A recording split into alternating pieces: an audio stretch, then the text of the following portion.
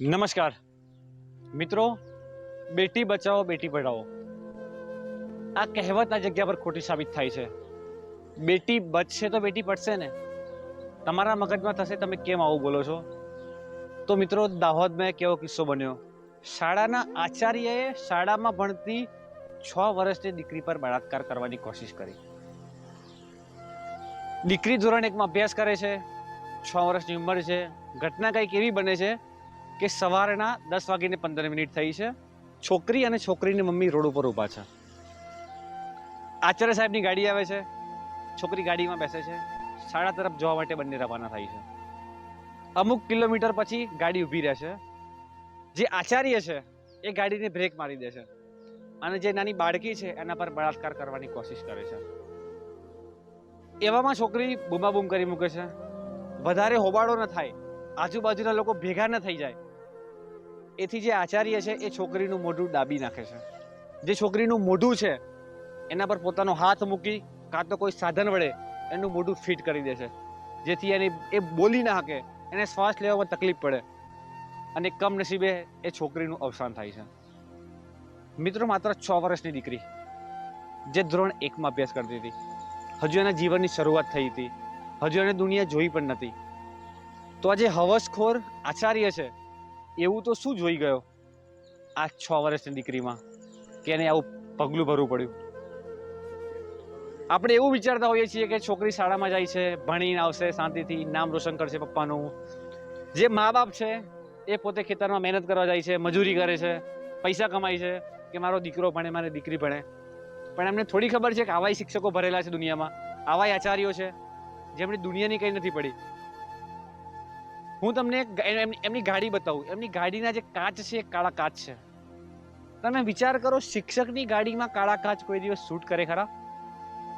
સામાન્ય ધોરણે બુટલેગરોની જે ગાડી હોય એમાં કાળા કાચ હોય, પણ શિક્ષકોની ગાડીમાં કાળા કાચ? આ વિચારવા જેવો મુદ્દો છે મિત્રો. આપણી ગુજરાતી ભાષામાં શિક્ષકને માસ્તર કહેવાય. માસ્તરનો શું થાય? જેનું સ્તર એક માં સુધીનું હોય. જેટલું માનું મહત્વ છે એટલું શિક્ષકનું મહત્વ છે. જ્યારે બાળક નાનું હોય ત્યાંથી મોટું થાય છે તો માતા પિતા પછી આપણો ગુરુ હોય છે, જે આપણી સાર સંભાળ રાખે છે, આપણને દુનિયા વિશે જ્ઞાન આપે છે. તો આજે આચાર્ય છે જેનું નામ છે ગોવિંદ નટ. નામ તો એવું છે ગોવિંદભાઈ. હવે તમે વિચાર કરો કે પહેલાના સમયમાં કૃષ્ણ ભગવાન બચાવવા આવતા હતા, હવે ગોવિંદભાઈ બચાવવા નહીં આવે. આ ગોવિંદભાઈ છોકરીનો જીવ લીધો.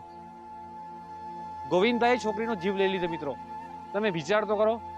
આપણે મિત્રો આજકાલ મોટી મોટી વાતો કરતા હોઈએ છીએ કે દીકરી એ તુલસીનો ક્યારો, મને દીકરી છે સૌથી વાલી. આ બધી કહેવતોથી મિત્રો કંઈ ફરક નહીં પડે. દીકરી ભલે તુલસીનો ક્યારો હોય, ભલે તમે એની સાર સંભાળ રાખો, તમે એની માવજત કરો મિત્રો, પણ અમુક જે યુવાનો છે, અમુક જે આજની ખરાબ યુવા પેઢી છે, એ પછી 15 વર્ષથી માંડીને 60 વર્ષના હોય કે આમાં ઉંમર મેટર નથી કરતી. પણ તમે એટલું વસ્તુ વિચારો ને કે આજકાલ ફોનમાં ના જોવાનું જોવા મળે છે. આપણે ઇન્સ્ટાગ્રામ લઈ લઈએ, યુટ્યુબ લઈ લઈએ, ક્રોમ લઈ લઈએ. આજકાલની યુવા પેઢી ફોન વિડીયો પાછળ ગાંડી થઈ છે. હવે એ કઈ પરિસ્થિતિમાં ફોન વિડીયો જોવે છે, એ કઈ પરિસ્થિતિમાં બેઠા છે, કઈ પરિસ્થિતિમાં છે, તમને એનો કોઈ ખ્યાલ છે? આ બધાની એમના મગજ પર ખરાબ અસર પડે છે.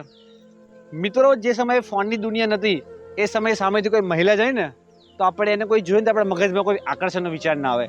પણ આજની જે યુવા પેઢી છે, જે આજની ખરાબ જનરેશન છે, આમ સામેથી કોઈ છોકરી નીકળે ને એનું મગજ ફટાક દઈને તે આકર્ષિત થઈ જાય છે.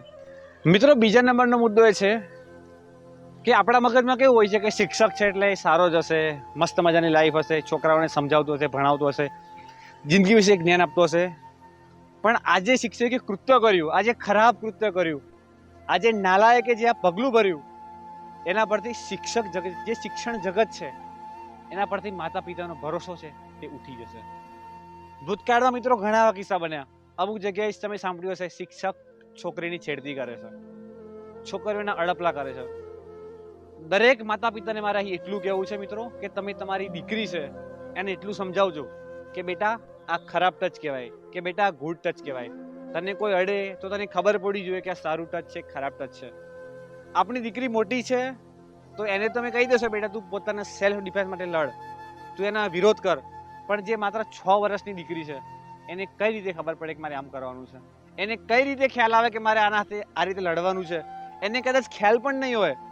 અને જે 58 વર્ષીય આચાર્ય છે એને એ વાતની શરમ આવી જોઈએ કે હજુ 6 વર્ષની દીકરીમાં એનું શરીર હજુ તું એનામાં શું જોઈ ગયો? તું જાતે થોડી શરમ કર. હું દરેક માતા પિતાને કહું છું, આપનું બાળક જ્યારે શાળાએથી ઘરે આવે ને એને પૂછજો કે બેટા આજે શાળામાં શું થયું, શું કર્યું, આખો દિવસ તારો કેવો દિવસ ગયો, તને સ્કૂલમાં કોઈ તકલીફ તો નથી પડી ને? તારું ગ્રુપ સર્કલ કેવું છે, તારી બેનપણીઓ કેવી છે, તારા શિક્ષકો કેવા છે, તને ભણાવે છે ને કમ્પ્લીટ? દરેક વાત પૂછો, કેમ કે આજની દુનિયા એટલી મતલબી છે ને કે એને ખાલી પોતાનાથી મતલબ છે. એને તમે શું કરો છો, તમારું બાળક શું કરે છે, તમારી દીકરી શું કરે છે, એનાથી કંઈ જ મતલબ નથી. આના પર જો અંકુશ નહીં આવે, આ શિક્ષકને, આ જે આચાર્યને યોગ્ય સજા નહીં થાય, તો આવા અનેકો બીજા શિક્ષકો ઉભા થશે. અને આવું ન થાય એ માટે દરેકને મારી અપીલ છે કે આનો વિરોધ કરો. જ્યાં સુધી આને સજા ના મળે ત્યાં સુધી એકજૂથ થાઓ, લડતા રહો અને સાથે રહો.